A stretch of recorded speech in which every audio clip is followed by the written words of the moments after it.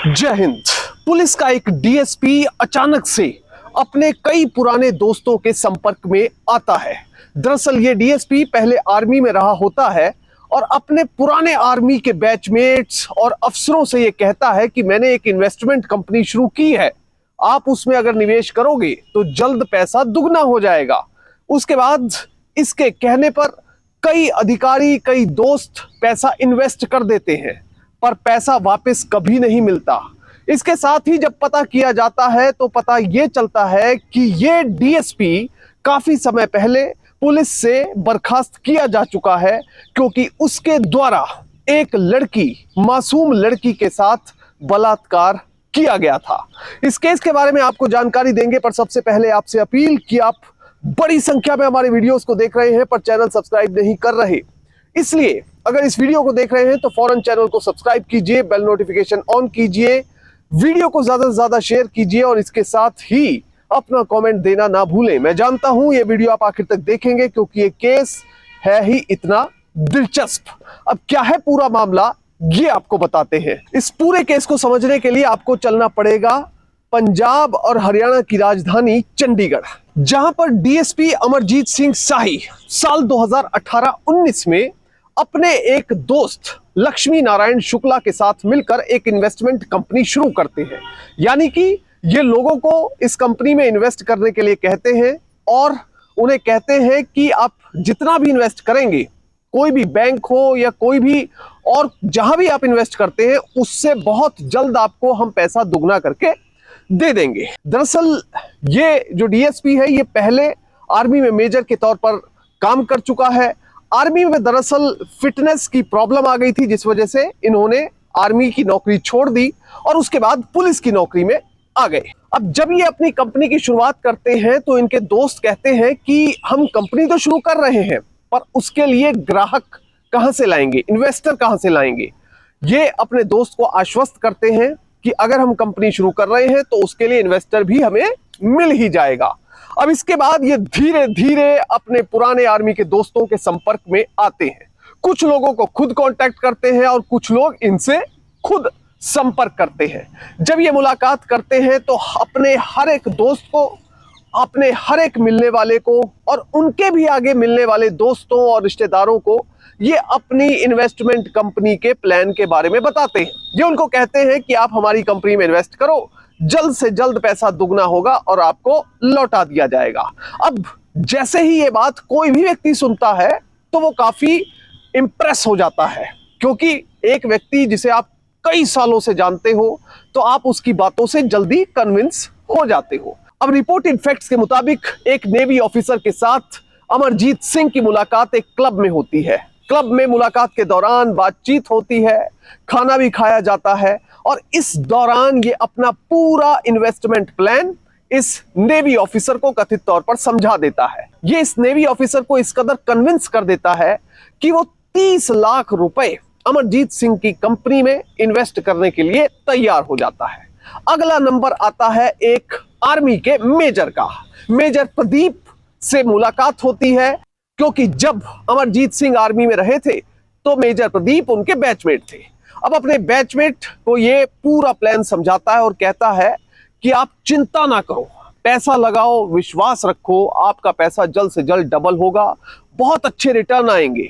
अब जैसे ये बात मेजर को पता चलती है तो रिपोर्टेड फैक्ट्स के मुताबिक वो भी कन्विंस हो जाता है और 10 लाख रुपए की इन्वेस्टमेंट बिना सोचे समझे अमरजीत सिंह की कंपनी में कर देता है। अब बात यहीं पर खत्म नहीं होती, वो ये बात अपने परिवार में जाकर भी बताता है, अपने बेटे को बताता है। तो बेटा जो है वो भी आर्मी में अधिकारी है।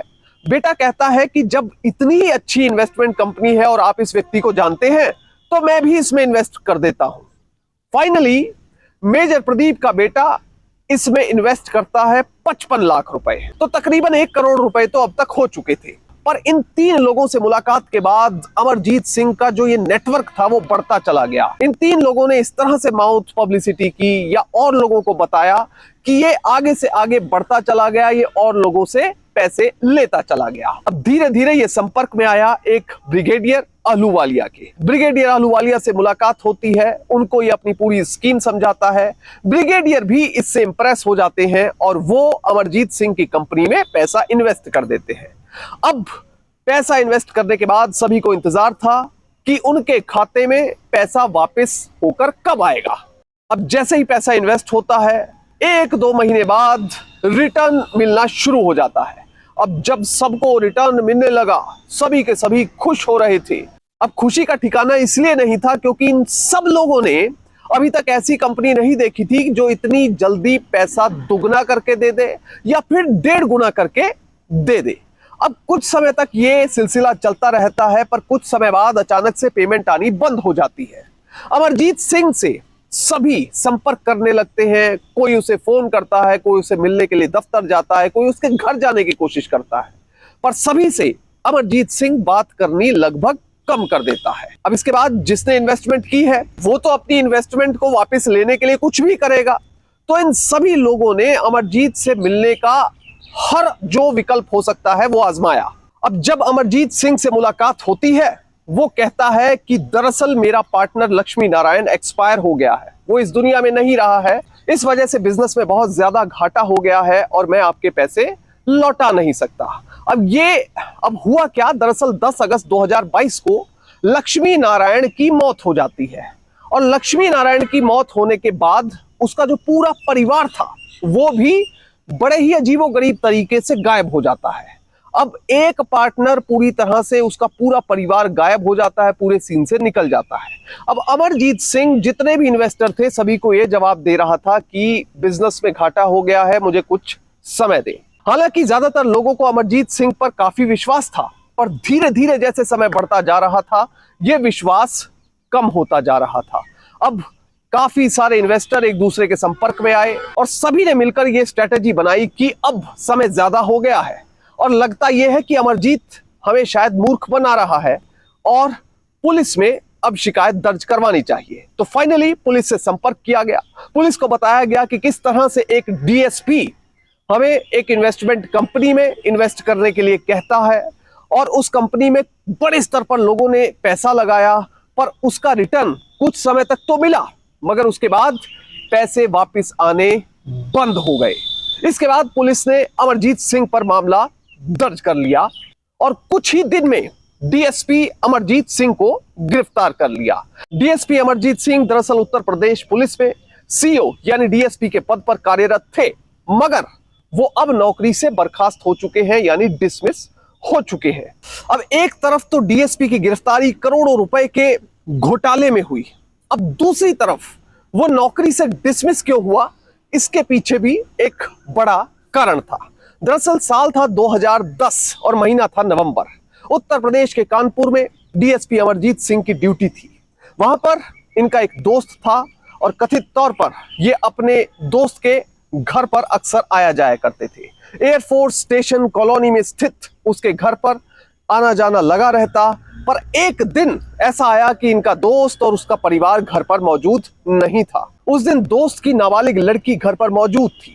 अब जैसे ही ये घर पर पहुंचे तो कथित तौर पर इन्होंने लड़की के साथ बातचीत करनी शुरू की, पर थोड़ी देर बाद अचानक से क्या हुआ कि डीएसपी अमरजीत कहते हैं कि चलो चाय पीते हैं। अब चाय बनती है और चाय बनने के बाद ये उसमें कथित तौर पर कुछ नशीला पदार्थ मिला देते हैं। नशीला पदार्थ मिली हुई चाय पीने के बाद वो नाबालिग लड़की बेहोश हो जाती है। बेहोश होने के बाद कथित तौर पर रिपोर्टेड फैक्ट्स के मुताबिक डीएसपी अमरजीत सिंह उसके साथ दुष्कर्म करते हैं। इतना ही नहीं, उस लड़की का एक एमएमएस भी बना लिया जाता है और बाद में अगले दिन फोन करके कथित तौर पर उसे धमकी दी जाती है कि अगर तुमने ये बात किसी को बताई तो देखना ये एमएमएस सब जगह वायरल कर दिया जाएगा। अब जैसे ही ये बात लड़की को पता चलती है तो वो काफी सख्ते में आ जाती है। उसे समझ नहीं आता कि क्या किया जाए। ना तो वो ये बात अपने माता पिता को बताती है, ना ही किसी दोस्त को बताती है और वो अब गुमसुम रहने लग जाती है।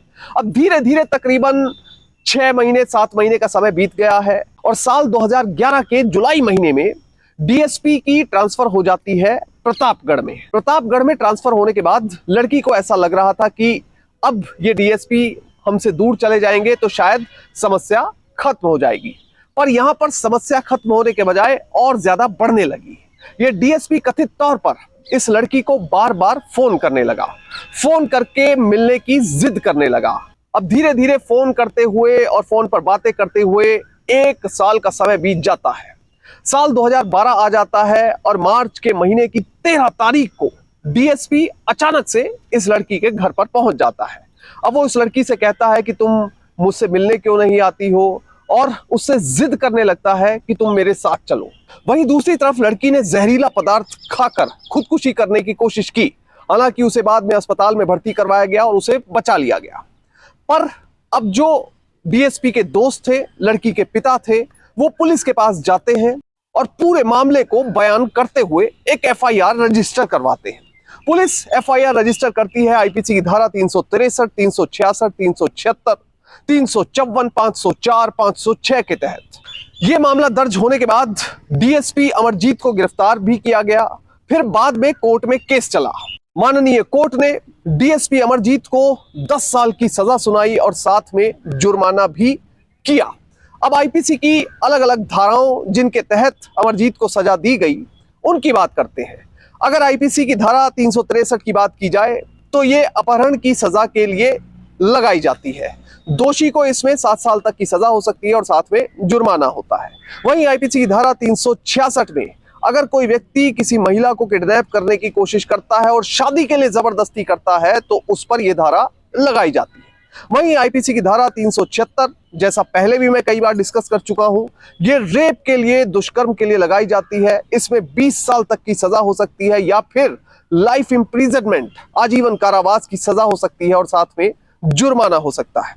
आईपीसी की धारा 354 की बात करें तो अगर कोई व्यक्ति महिला पर हमला करता है तो उसे इस धारा के तहत 1 साल से 5 साल तक की सजा और साथ में जुर्माना किया जाता है। वहीं आईपीसी की धारा 504 के तहत शांति भंग करने के इरादे से अगर कोई अपमान करता है तो उसे 2 साल तक की सजा या फिर जुर्माना हो सकता है। वहीं आईपीसी की धारा 506 के तहत अगर कोई व्यक्ति आपराधिक धमकी देता है तो उसे 7 साल तक की सजा या जुर्माना या दोनों हो सकते हैं। इस पूरे मामले को देखने के बाद सीख क्या मिलती है? सीख ये मिलती है कि आप किसी भी पद पर हो, आप कोई पुलिस अधिकारी हैं, आप कोई नौकरशाह हैं, आप कोई और सरकारी कर्मचारी हैं या किसी पावरफुल पोजीशन में हैं, अगर क्राइम कमिट करोगे तो कानून के हाथों से आपको कोई बचा नहीं सकता। इसलिए एक ईमानदार, नैतिक कर्तव्य निभाने वाला, देशभक्त व्यक्ति बनकर दिखाएं ताकि हम सारे मिलकर एक अच्छे देश का निर्माण कर सकें। जय हिंद।